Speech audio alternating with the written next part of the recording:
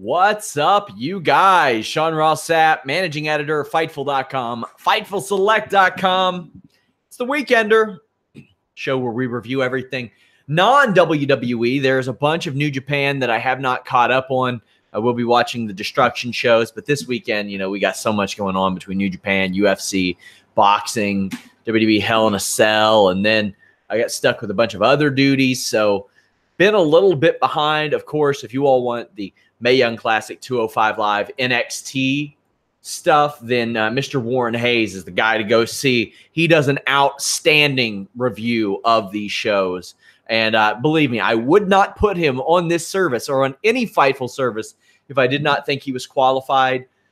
He is the only person, he and James Lynch, and Showdown Joe, that I have given given podcasts to that aren't me in some capacity. So I believe in his work very much. We got a lot to talk about. Lucha Underground, Ring of Honor, Impact. I would like to start reviewing MLW on this show. Depends on the demand, but I like their roster a lot. I like the way that they do things a lot, and I'd really like to watch War Games. So maybe I'll be able to start doing that. I don't want to commit to something that I'm not sure if I'll be able to have the time to do, but at this time, I think it's more relevant than what you see on Lucha Underground. Lucha Underground airs stuff 5-6 months after it appears. I'm drinking a Pepsi, not a Diet Pepsi today. Treating myself after hitting some fitness goals. Might as well undo them, but let's go ahead and talk about this. We're going to get into that. I'll talk about the weekly. I'll update the Fightful injury report. Also, we've got some spoilers out of Mexico for Impact Wrestling, so we have that as well. Lots to get into. I will talk a little bit about what I've seen of MLW, so there's that as well. Tama Tonga has spoken out on the Bullet Club's Civil War after he's recruited Neville. Of course, you can get all this news at Fightful.com, but let's go ahead and get into some of these by God results. Lucha Underground, there's no reason at this point. You all hear me talk about Ivelisse on a pretty consistent basis, that if Tessa Blanchard gets calls from Impact, Ivelisse should at this point. There are rumors that she's problematic, that she might be a little tough to deal with, but to me, I don't see that as an issue that should keep somebody like this, who is this talented, away from making good art, which I think pro wrestling is an art. However, if she is consistently problematic, then yeah, I could see that. But I don't know that that's been the case of late. I've not heard any stories, at least. It's been a year or two since I've heard anything like that. She has a great tornado DDT and a running Canadian destroyer, but I think her slaps could look better in this match against Dragon Azteca. Dragon Azteca gives her an awful lot of offense in this match and finishes her off with a flying leg drop that really looks like shit, to be honest with you. But it won the match. So Ivelisse, kind of directionless right now, but looked good in defeat. And that'll be the theme of all three shows we reviewed this week. Ring of Honor, Impact, and Lucha Underground all have wrestlers that had really great efforts in losing. But afterwards, Exolicious and Joey Ryan come out and pitch a trio with her. Now, later on, we'll see Austin Aries, Killer Cross, and Moose call themselves a threesome and get ridiculed for it. If these three called themselves the threesome, it would make a lot more sense. You have Ivelisse, who is known as the baddest bitch in the room. You have Joey Ryan, who's famous for his dick. You have Exolicious, who's a gay guy. And you call them that? That would be funny. That would be cute. Go ahead and do that. Call them the threesome. I am down for these three as a trio as well. That would be outstanding. King Cuerno is in the ring. And Antonio Cueto, which I friggin' hate that gimmick. Man, do I hate that gimmick. He comes out and says that he's going to bring somebody out for a #1 contender match. And it's Mil Muertes, who, ran. He was the slut that ran the hut in Lucha Underground for the first season until Matanza showed up. So It's amazing that Muertes at 43 gets around the way that he does after the career he's had. And it's even wilder to think that that's Judas Macias. Like, that's the guy that I would rather have watched anybody but what he was doing in TNA wrestling, like, 10, 11 years ago? Because it sucked. The stuff with Abyss sucked. They have some good hard-hitting action. The ref tries to step in, and both of the guys throw him around. And then Marty Elias, I think it is, throws out the match.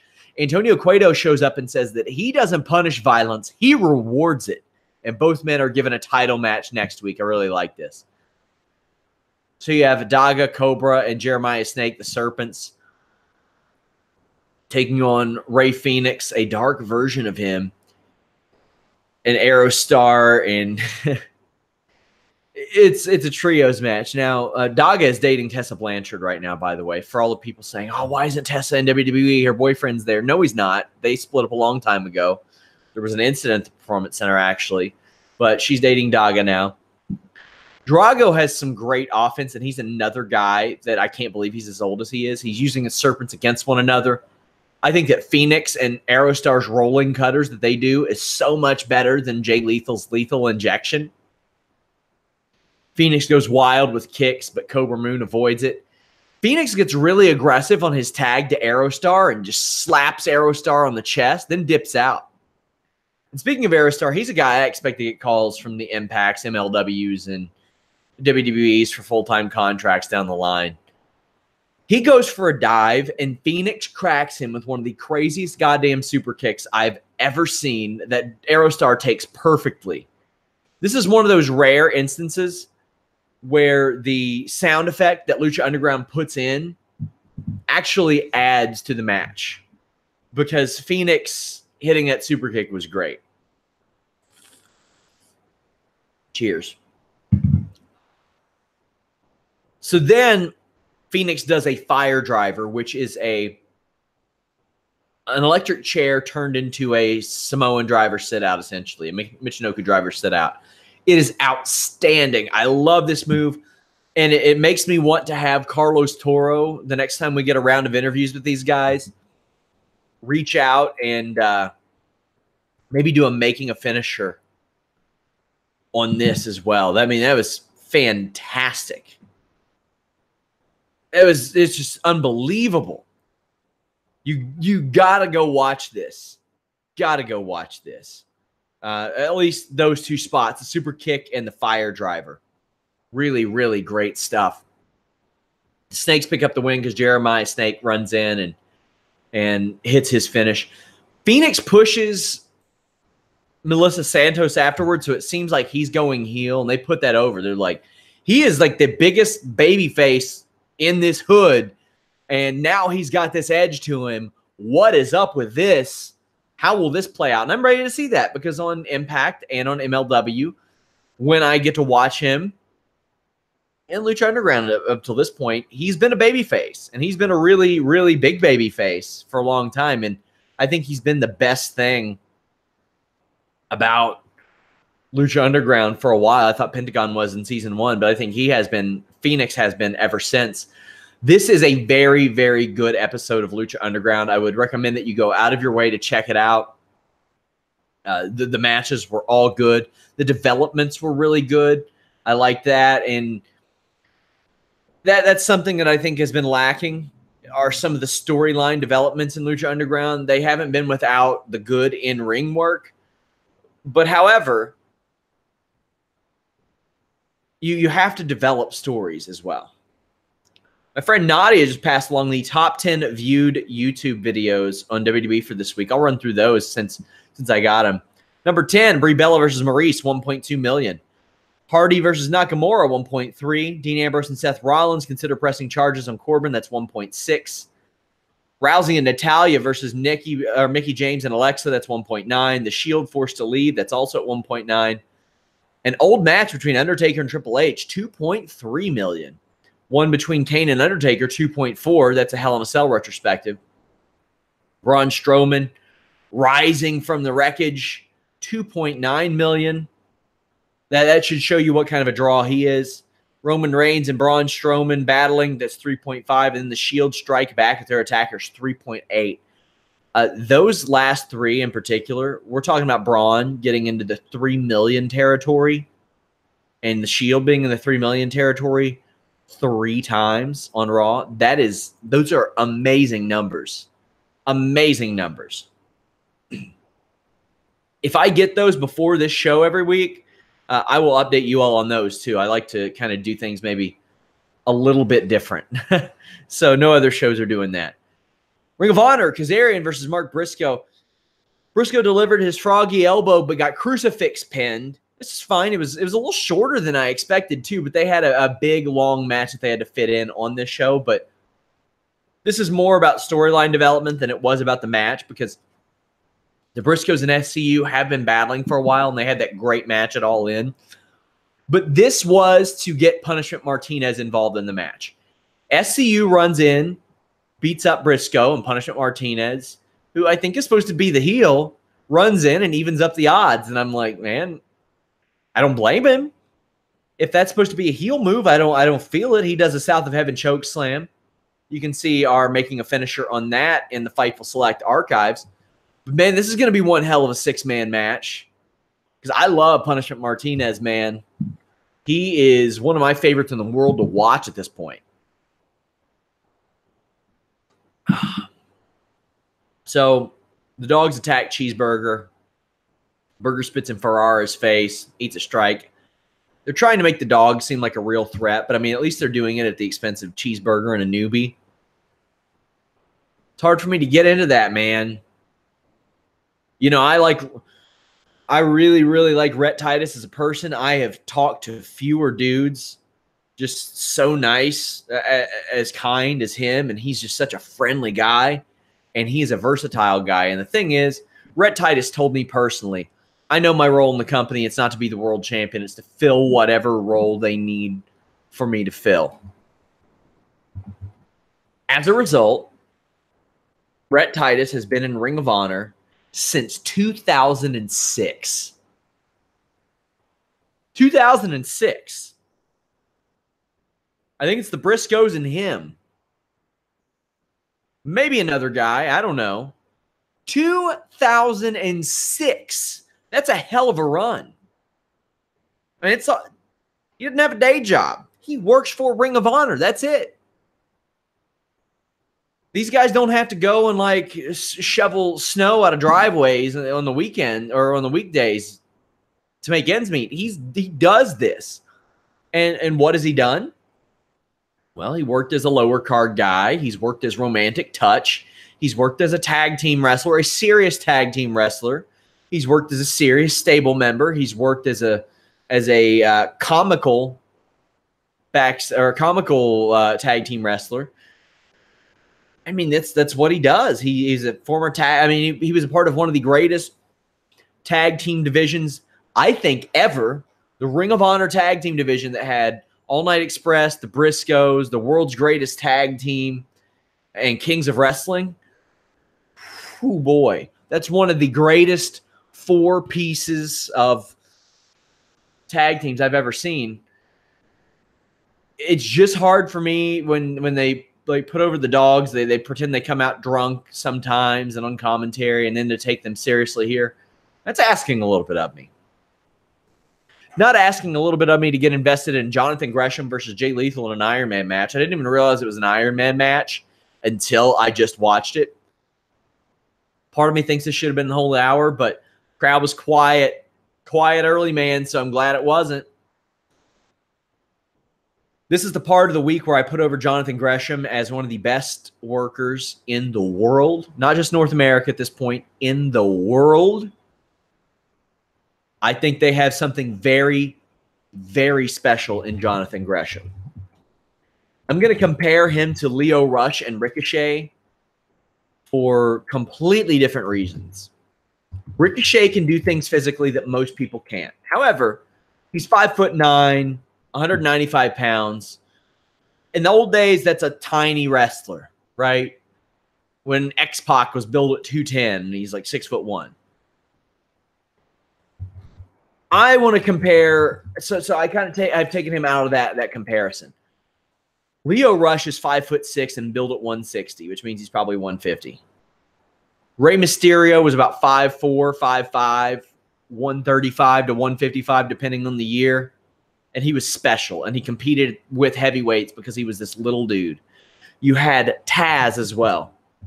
Look at Taz. He was built at 5'9", so he's probably 5'7". And he was a stocky 230, 240-pound guy. But he didn't look like everybody else. He wasn't built like everybody else, and he didn't wrestle like anybody else. So what did Taz do? He was smaller than all these guys, so his hips were underneath these guys already. He became the human suplex machine. He could just snag a suplex, throw you immediately, boom, you're done. Jonathan Gresham has that from a wrestling perspective, and he's only 30 years old. He's 5'4", maybe 5'3". He's been wrestling for 13 years. He is extremely polished. He is so good. He is one of the smoothest wrestlers in the world right now. And I really think to a lesser degree, or maybe to a different degree, he can be like a Lio Rush. He can be like a Taz. He can be like a Rey Mysterio, who use their size disadvantage to their advantage. So maybe it's not really a size disadvantage. Their size difference to their advantage, where a lot of people would look at that as a hurdle. I think Jonathan Gresham is talented enough, as we see every single time that he wrestles in Ring of Honor, that he can do that. Because, man, every time I watch him wrestle, it's something special. And Jay Lethal clearly knows that. Look at this match they had, and he gave Jonathan Gresham, it seemed like he got like 28 minutes of offense in this 35-minute match. Some outstanding chain wrestling starts, but the crowd is quiet. Gresham has this beautiful stockade on Lethal, and then he like kind of claps his hand, and the commentators are like, hey, maybe don't do this in the middle of a Ring of Honor World Championship match. And I thought that was a good sense of urgency from Ian Riccaboni. Like, hey, man, you're getting this opportunity. Don't waste it. Gresham lays back on the stockade. Now, the stockade is where you have somebody's arms behind their back and essentially a pin through there. Not a pinfall, but like say you insert a pin and it holds like hinges together. I mean, it's not called a hinge, but it could be called a hinge. And then he lays back on it and it kind of snaps the joints. It's really, really good. 20 minutes in, there haven't been any pins, but there is a chop war. Gresham hits this beautiful springboard moonsault. And there's a couple of Germans with varying velocity. You had a really slow deadlift German. Then you had a snap German that was also very good. There was a lethal injection attempt that Jonathan Gresham just followed and punted Lethal right in the face with. That was a really, really great spot. Then he went right into a tilt-a-whirl facebuster, and we have about 3 minutes left, and Lethal taps the Gary Goodridge elbows, or at least we'll call them that. These were standing. Goodridge's were on the ground. But taps to those with 3 minutes, and Gresham's like, oh, man, I am 3 minutes away. 3 minutes away from winning the world title. And this is one of the best ends to an Iron Man match I've ever seen.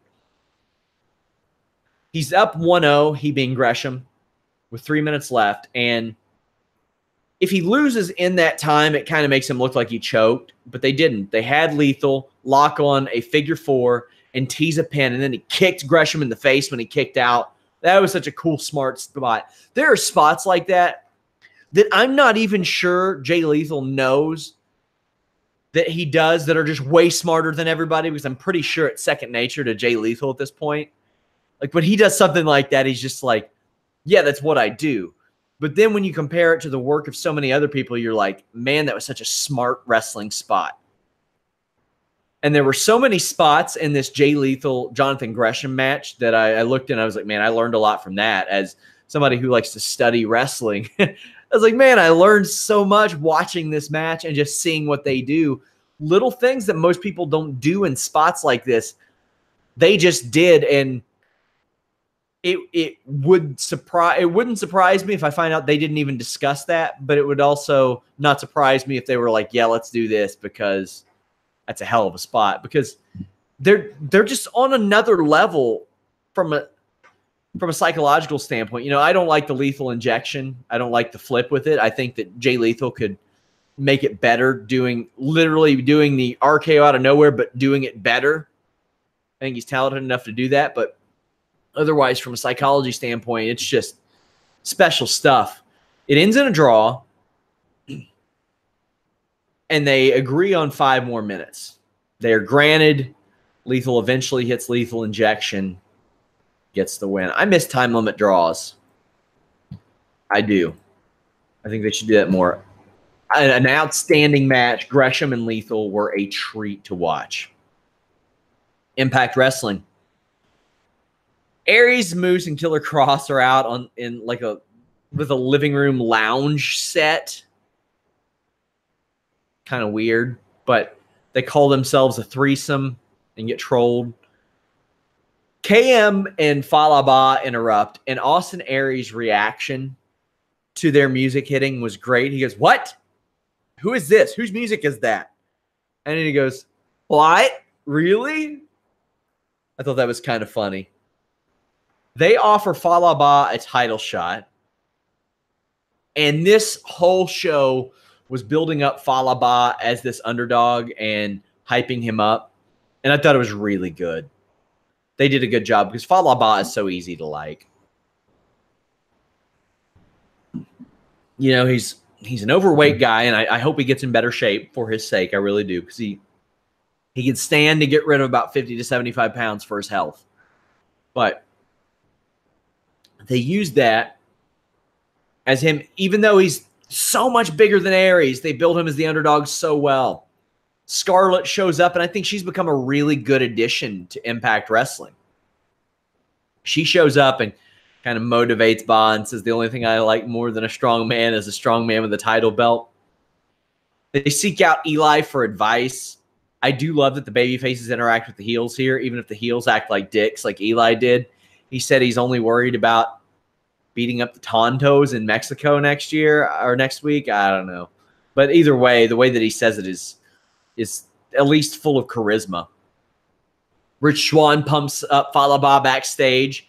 They had a great walkout with a lot of support. However, Impact needs to shit can the BTE ripoff gimmick where they've got the hands in the screen as the authority figures. Get rid of that shit, man. It is a blatant ripoff. A blatant ripoff. And to me, that's like how they tried to shoehorn in all the Donald Trump shit last year. I'm like, man, that's they were dividing their audience with that. Like Sienna in the middle of interviews going, "Fake news," and "Make wrestling great again," and all this shit. I'm like, man, why would you all go that route? Like, Donald Trump's not giving you the time of day. So don't sack or compromise a portion of your audience for that. For this, I'm like, you want to get the people that watch BTE. And the way to do that is not ripping off BTE. The way to do that is doing your own creative shit. That's what the people that watch Being the Elite, I would imagine, are attracted to. Because if they tune in like I do and they see that, they're probably going to go, "Well, what the hell, man? Why would they rip that off?" I thought that was pretty lame. Falaba hits a good belly-to-belly suplex, but gets caught in the last chantry when rolling over onto him. Ba hits a Sparta kick. That was great. Aries got airborne, and Ba just kicked him. And Ba followed up immediately with a nice body press. A sunset flip powerbomb in the last chancery wins it for Aries. This was good. And again, Ba looked really good in defeat, and Aries was a perfect opponent for him. This was really good. The trio beat up Falaba and KM. I'm not a big fan of Moose's flip spear. He's so athletic, he could do something else. I was also impressed with Congo Kong. There have been some matches like Congo Kong, when I watched him earlier this year, I was like, okay, that's why he's not on Redemption, man. He was so slow and plodding and just wasn't good. And Cage was perfect in this role, and so was Kong. They had to make Cage look like a babyface, and it's hard to make him look like a babyface when he's beating the shit out of people half his size, and it's very obvious that Cage is a physical advantage, you know what I'm saying, on these guys. But they did it. There's a big sit-down powerbomb from Cage, who does win, and he accepts Callahan's challenge of OVE versus Cage, Phoenix, and Pentagon. I don't like the lack of an X Division title match at Bound for Glory. So I would have them, if they, I don't know, I haven't checked the spoilers yet. I'm about to read the Mexico spoilers off. I would have him lose that title before then. Have OVE cost him that title and make him more mad, and then defend that title. The Fraternity against LAX. The Fraternity do a move called the Eiffel Tower, which I thought was pretty funny. And a nice electric chair drop to a kick, but Decker takes way too long to set up the spot on the ramp, and it just didn't. It was an okay match, but LAX win, and that's good. King comes out, and he says that he regrets that Little Richie is still alive. He's trying to goad Conan into breaking the ceasefire. Allie seems like such a whiny goddamn baby face, man. Her promos are middle school shit. I do not like. Man, she's so much better than this. Write some better shit for her, guys, or a better storyline. Joe Hendry comes out, and Katarina is facing Alicia Edwards. And Alicia Edwards has been getting beat a lot lately, to the point to where it's like anytime she's out there, I know that she's going to lose. So I thought this was a clever way to get her a win and to put Katarina in the ring and utilize a couple of women who are mainly supporting characters. Hendry comes out and makes fun of Katarina with a access denied music video and references what she did with her pirate brother. That was clever. Impact was a good watch this week as well. Being the Elite, I actually didn't cover this last week. We had so much to cover last week, but it was backstage at All In. It was them preparing for All In. And that's really what it was, 47 minutes, and it was them at StarCast and singing karaoke. They didn't go heavy on the skits, and that's understandable because this is the payoff. This was essentially All In, and this episode of Being the Elite were the pay-per-view versions of Being the Elite. And there was no Being the Elite this week, so I'm glad I got to catch up. But we did see Joey Ryan, who I will talk about more later. He actually wasn't dead. He was left for dead and was resurrected. Stephen Amell, who plays Arrow, was backstage, and Shane Helms showed up, Hurricane. I sent Shane a text message a couple weeks ago, and I've mentioned this on the air. People who are my friends, I don't ask for scoops, and Shane is a guy I consider a friend, and I am impressed with what he's been able to do this past year, especially. And I don't want to say I'm proud of him, because who the fuck am I to be proud of Shane Helms? Shane Helms was super famous and a top merch seller 15 years before we ever knew each other. But the guy's 44 right now. And 10 years ago, I don't know that he would have had the opportunities at 44 that he does now, or 20 years ago. But he really grabs life and wrestling by the balls, man.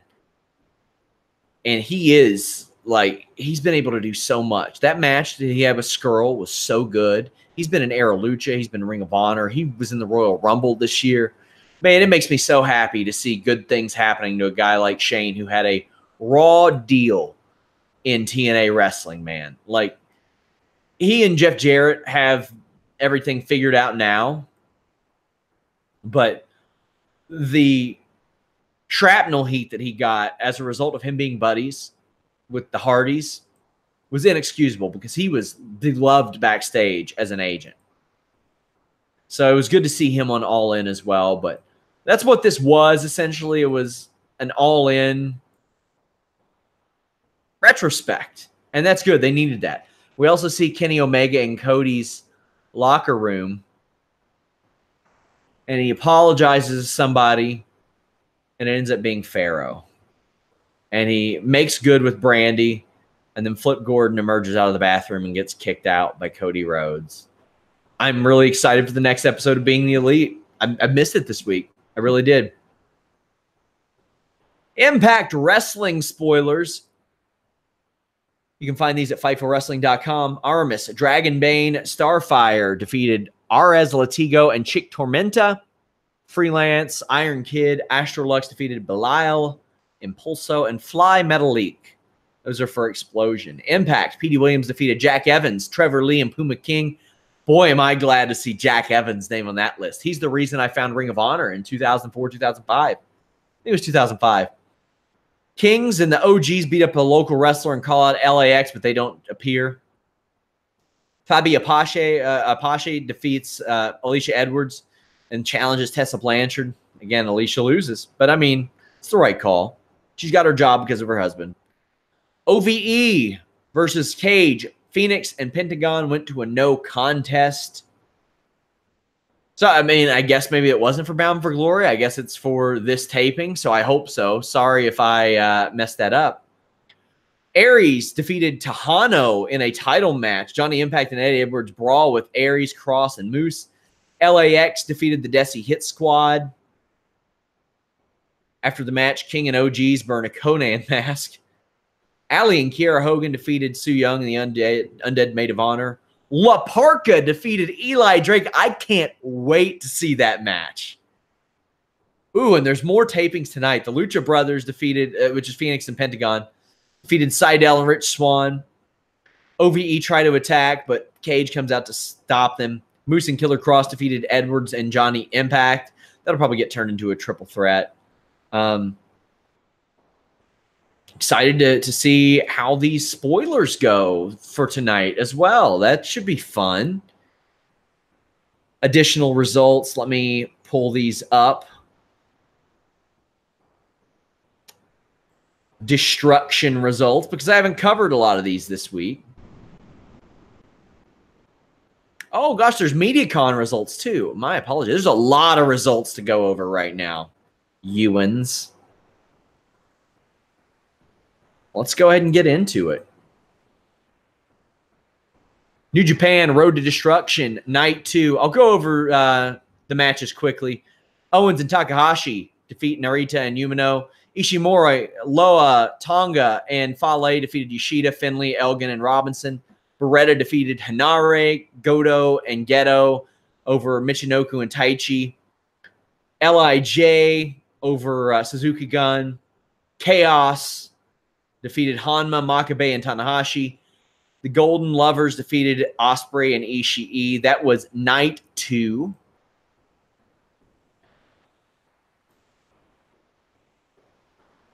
The September 8th results. Owens over Yoshida. Unimura and Unimo over Narita and Tsuji. Bullet Club over Makabe, Finley, Elgin, and Hanare. Goto and Yoshihashi over Taichi and Kanemaru. Naito, Evil, Sanada, and Bushi over Suzuki Gun. Chaos over the Bullet Club combo of Omega, Ibushi, and Takahashi. Tanahashi and Juice over Okada and Beretta. For September 9th, you had Tsuji and Umara go to a draw. Bullet Club over Elgin, Umino, Narita, and Yoshida. Taichi and Esperado over Goto and Geto. LIJ beat Kanemaru or beat Suzuki Gun. Chaos's Okada and Yoshihashi defeat Tanahashi and Hanare. Chaos over a Bullet Club led by Omega and Ibushi. You have Kojima, Nakanishi, Tenzan, and Nagata defeating Juice Robinson, Finley, Hanma, and Makabe. You all can check out the rest of the results, FightfulWrestling.com, because it is a lot of tag matches that I don't feel like going through. Not that I don't feel like going through, it's just, my God, it's redundant. Rich Swann defeated Matt Seidel and Trevor Lee at the Impact MediaCon show. Robbie X and Adam Maxted defeated Lucas Steele and McCluskey. Su Yung over Austin. LAX defend their titles against Johnny Storm and Jody Fleisch to retain. Hendry over Eli Drake. He's been losing a lot, Eli Drake has, for a guy who just re-signed. Edwards and Seasum defeated Moose and Nathan Cruz. And then a barbed wire death match, Callahan defeated Havoc. We also have Evolve results. Shane Strickland successfully defended his title over Hot Sauce Tracy Williams. Doom Patrol retained their titles over the Skulk. And then that, for some reason, it's a dark match. They put Velveteen Dream defeated Darby Allin by DQ when Austin Theory interfered. Why don't you just put that on TV? WWE let him. Tama Tonga tried to recruit Neville into the Bullet Club. Says that it's theirs and they're fighting for it. They're expanding and enlisting, looking for talent. I like it. I really like it. I mean, lots of stuff, man, going on with Bullet Club, and hopefully they stay hot. But right now, nobody talks about Bullet Club. They talk maybe a little bit about Firing Squad, but maybe not as affectionately as they had prior. Fightful injury report. Big Show cleared to return after his hip surgery. He appeared in his gear on Raw. Maria Kanellis maternity leave. She gave birth in April. Samir Singh is nearing a return. He's sidelined until at least the end of the month from in-ring action with a torn ACL. Fandango Tours left labor early in July. Goldust had knee surgery in July. They're both out until next year. Sami Zayn, double shoulder surgery in June, targeting WrestleMania season. Nia Jax has been out of action since July, rehabbing an undisclosed injury. Tamina out of action following a shoulder surgery. She's expected back in the fall if she returns. Kane injured his Achilles, sidelined indefinitely as he pursues his political career. Bobby Fish tore his ACL and MCL in March. He wants to be back by the end of the year. Aleister Black required surgery in late July. He's out for at least for the time being. EC3 still has not returned from his concussion a month ago. Tapings are next week, so we might see him back if he's good to go. Eric Bugenhagen has a concussion, is not back. But he's not on TV. Sabatelli and Moss. Sabatelli tore his pec in April. Moss tore his Achilles in mid-April. Both expected to return in 2019. Toni Storm had a back injury in mid-August that caused her to be pulled from a couple of dates. And just pretty much they didn't want to risk it, but she's not returned yet, but she'll be back very soon. Sanjay Dutt tore his right Achilles tendon, return unknown. Same with Rosemary, although Allie says that she is doing well and wants to get back soon, but she had a knee injury in February and kept working for a couple months, or at least put it off for a couple months. Shotzi Blackheart broke her ankle on July 6th. No return table there, or return timetable. Shibata subdural hematoma, in-ring return unlikely. Omega is still working with a fractured heel, I believe. Hikuleo tore his ACL March 3rd, likely out to the end of the year. Takahashi landed on his neck and was hospitalized July 7th. Will not require surgery, still hospitalized.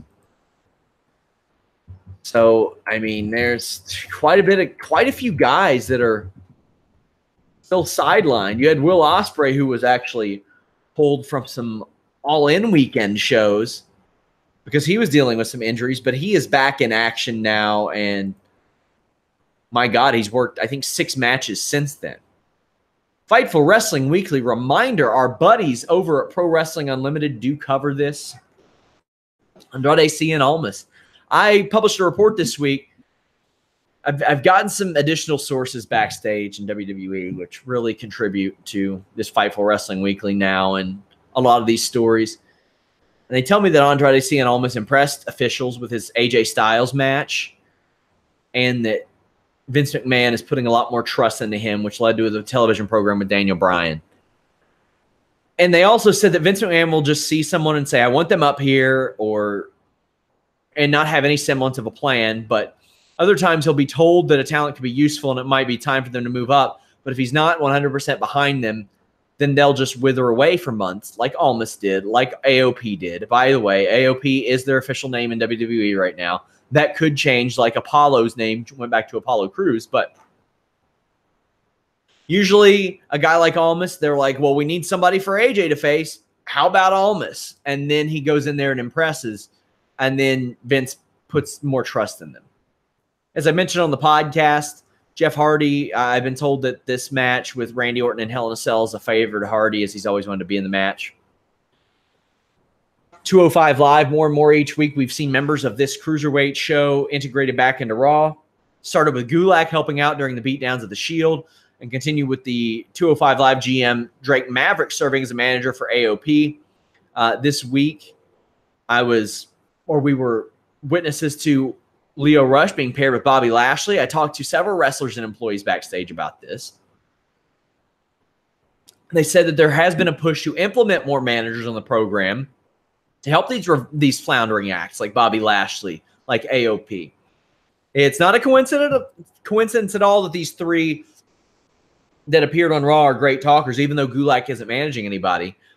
But this is a bit of a way to ease those in charge of those decisions back into using managers, because right now they're getting very little return on the investment they made in the Cruiserweight division. They appear on some live events. Sometimes they'll send them to NXT to work live events. And sometimes, I mean, they're on 205 Live. That's it. They don't have their own shows.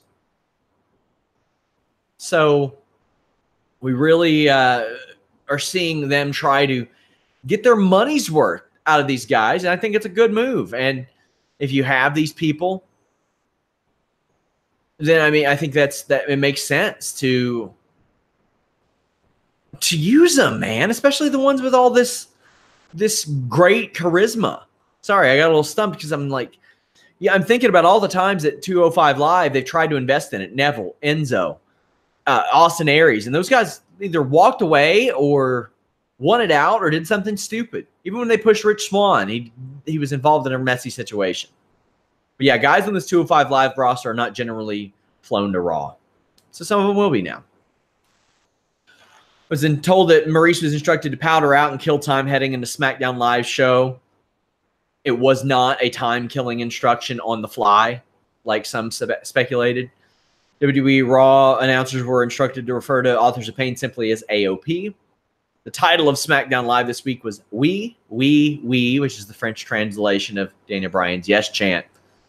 Posted a new interview with Colby Covington. Even if you're not an MMA fan, you should check that out. Lots of pro wrestling news there. He told us last month that he planned on going backstage at WWE Raw in Miami and meeting Vince McMahon at the show. He didn't end up meeting Vince McMahon, but still hopes to. But I was also told that he made a positive impression backstage with the wrestlers that he spoke to. He has friends in high places, and Bobby Lashley trained with him before and is a good friend of him. He's hoping for a WWE run in the future, which I will elaborate more on. I've also spoken to several names in Impact Wrestling that say that they want him back as well. Of course they do. He's a UFC champion. But he had a lot to say. He talked about CM Punk and Ronda Rousey, and I've spoken to a lot of wrestlers about him. I did 2,500 words on penis druids last week, right after the Weekender dropped. I like to do at least one long-form article per year. Last year, it was NWA from old to gold, how Tim Storm made me care. And earlier in the year, I had done one on the Kentucky Athletic Commission and how the weird rules led to WWE not running TV in my state for years. Before that, I did one on Shane Crutchton, who is an MMA fighter that most of you haven't heard about, but he's a veteran who suffered with PTSD, and a lot of my MMA ones don't get a lot of love. MMA media is very much a good old boys club. I did one on Gerald Harris right as he returned to MMA after several years of retirement and a weird UFC firing. I've done one on, I did two kind of on Muhammad Hassan. I did Finding Muhammad Hassan, which is my first and probably best known. Then I did one called Catching Up with Muhammad Hassan that was kind of just like an introductory piece for Fightful. I also did one on the Brawl for All. So I did a lot of those, and Penis Druids was my latest one. I spoke to Alberto Lara, who played a penis druid, and he had tweeted hate mail that he received, and it motivated me to reach out for an interview. I was like, nobody else has interviewed a penis druid. Let me do it. It's funny. I like to do funny stuff. And very rarely do I contact talent via text or DM to get comments. Usually I'm like, hey, can we talk? Can we call? But I got some from, I got responses from Jeff Jarrett. I got one from Joel Gertner, from Joey Ryan, and Shane Helms, and then, of course, Laura, and then MJF, who just said, duh. Conrad Thompson wouldn't talk to me about it. He's like, I'm not touching that one. And Dave Lagana was like, I'd rather not. Jeff Jarrett said that he would let me wordsmith the response, but I ran the quote unedited. Gertner was another name that I thought, I got to talk to him about this, right? And finally, I was able to get Joey Ryan to comment on the story. I've never interviewed him or talked to him before. So it was a very cold, like, hey, can I get your comment on this Dick story, which I'm sure isn't anything that outstanding to him. But he was caught up with a big MLW show and thankfully hit me with a comment the next day. I reached out to a couple more names, but everybody got back to me on it at the very least. Everybody responded, and that doesn't always happen. Guys, thank you all so much. Tell me what more you want to see out of the Weekender, but most importantly, guys, if you like the Weekender, tell people on Twitter. That way I can retweet it. Maybe more people can see it. It's been a stagnant month, so I would love any word of mouth that you all can help provide for us because that is especially important in helping us grow. But thank you guys so much. Don't forget we have that Retro Raw review up. That is our Retro podcast this month. Make sure you check it out. Myself and Alex Andresen had a good time reviewing a real bad Raw. Till next time, we're out.